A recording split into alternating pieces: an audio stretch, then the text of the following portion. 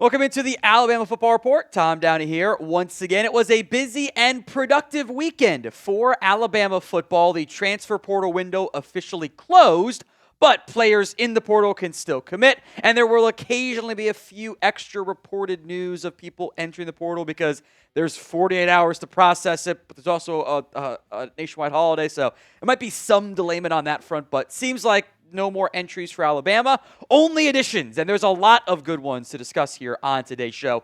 Multiple offensive line commits in the past round and say 72 hours, depending on when you're watching this. 2 defensive linemen added, one of them today, a couple hours ago, and maybe some more additions coming for the Crimson Tide.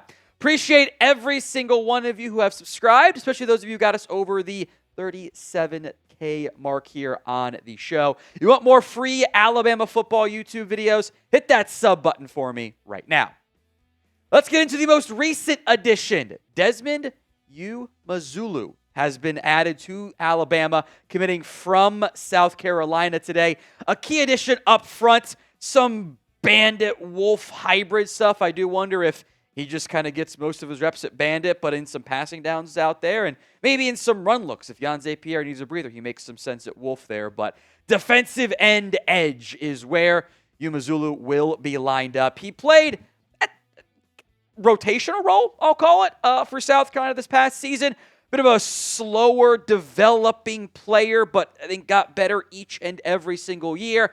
Does plenty of good run-stopping stuff, which Bama's going to need, especially given some of their issues containing quarterback runs this past year, even beyond that in previous seasons. Former 4-star in the class of 2023, was a junior, true junior, this past year for South Carolina. Did play more than the 4 games, so he's going to be in his final year of eligibility. 156 overall, 22nd ranked edge back in 2023.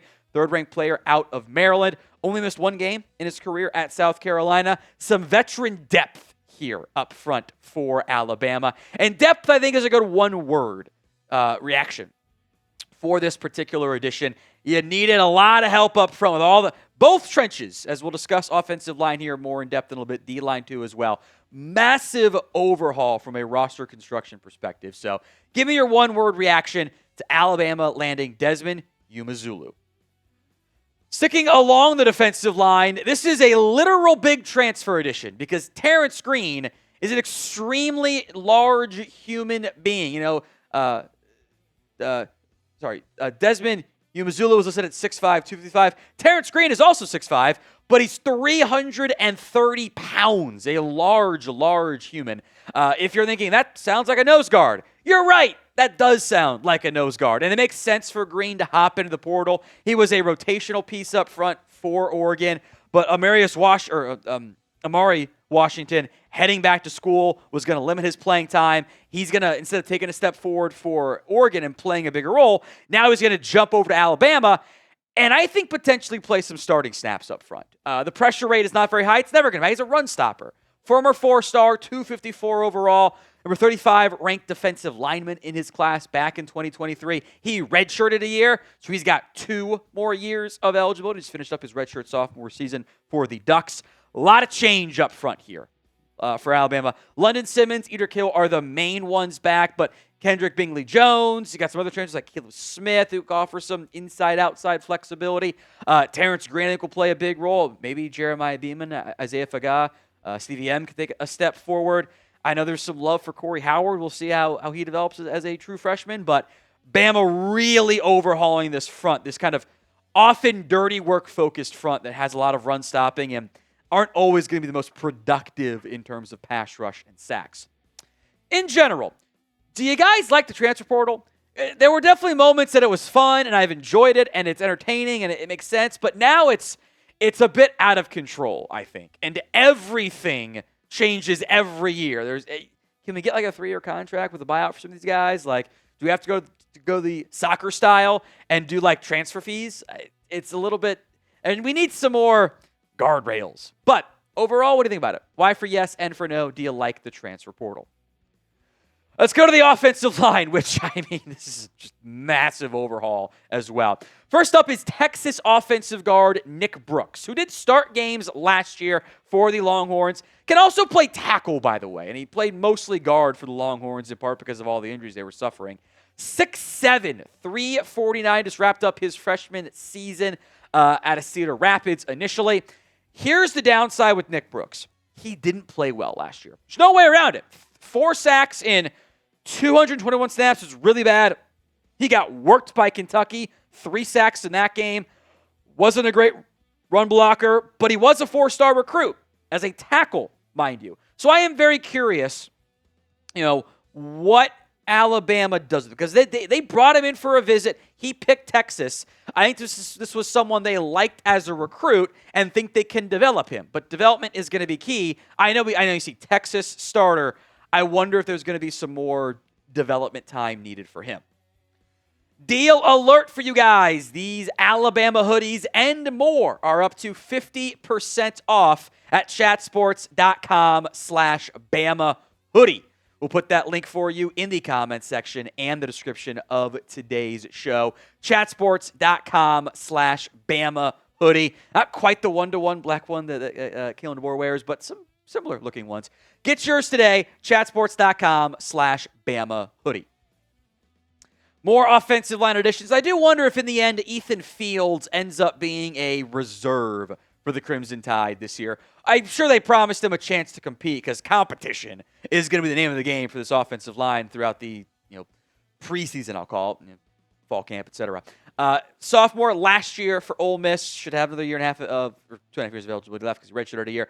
5 games, didn't play very much though for Ole Miss. It was essentially reserve time. It says 0 sacks, 0 hits, 0 hurries, but 63 snaps isn't exactly a lot. Former 3-star, also in that class of 2023, was outside the top 1,000 from Louisiana, number 84 on the interior offensive line. But with all the different personnel losses, I think Bama's trying to find guys that they think fit their scheme better.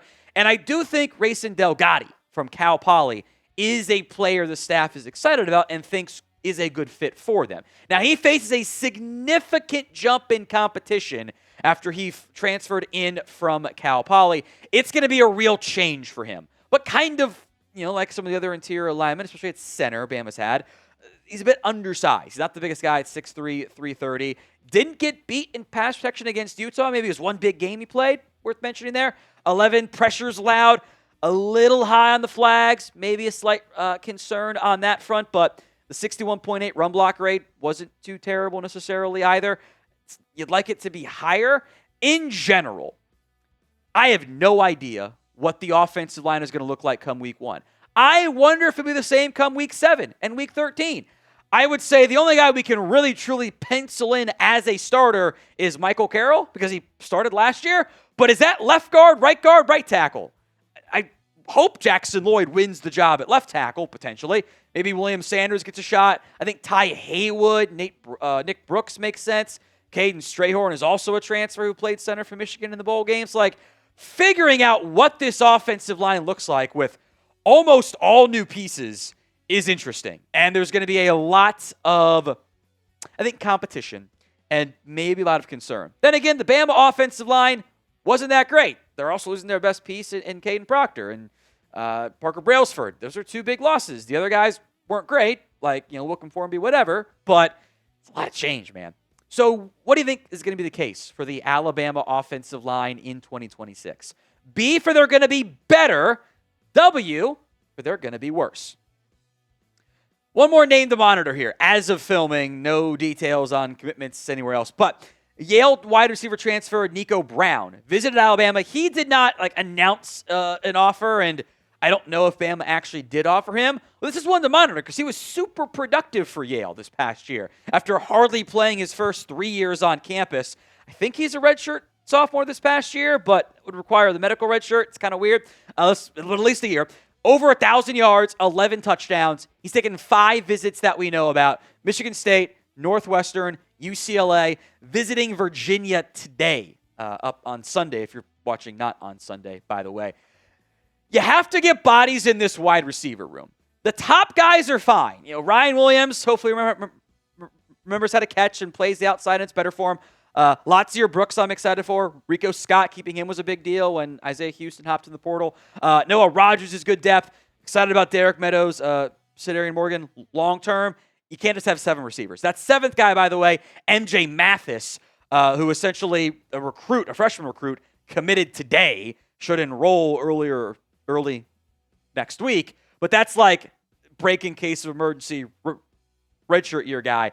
I think you want 2 or 3 more bodies to help you get through the season at minimum.